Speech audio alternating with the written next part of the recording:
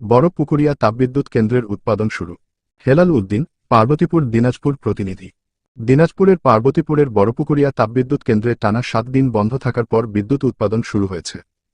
বৃহস্পতিবার 12ই সেপ্টেম্বর বিকেল 5টায় 125 মেগাওয়াট বিদ্যুৎ উৎপাদন ক্ষমতা সম্পন্ন 1 নম্বর ইউনিটটি চালু হয়েছে।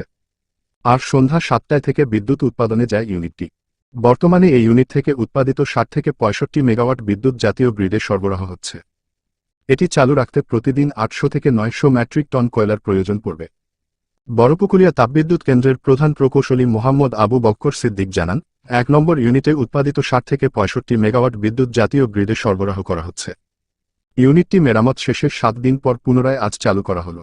গত 6ই সেপ্টেম্বর রাত 8:45 পর্যন্ত বড়পুকুরিয়া তাপবিদ্যুৎ কেন্দ্রের 1 নম্বর ইউনিটে 70 মেগাওয়াট বিদ্যুৎ উৎপাদিত হয়েছে বলে কর্তৃপক্ষ জানিয়েছে।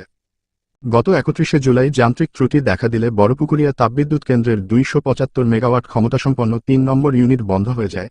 বন্ধ হয়ে যাওয়া তাপবিদ্যুৎ কেন্দ্রের 3 নম্বর ইউনিট 36 দিন পর বিদ্যুৎ উৎপাদনের স্বাভাবিক অবস্থায় ফিরেছিল, কিন্তু 6ই সেপ্টেম্বর চালু হবার 4 দিন পর পুনরায় 9ই সেপ্টেম্বর উৎপাদন বন্ধ হয়ে যায়। এই 3 দিন বন্ধ থাকার পর 12ই সেপ্টেম্বর বিকেল 5টায় 125 মেগাওয়াট বিদ্যুৎ উৎপাদন ক্ষমতা সম্পন্ন 1 নম্বর ইউনিটটি পুনরায় চালু হয়েছে।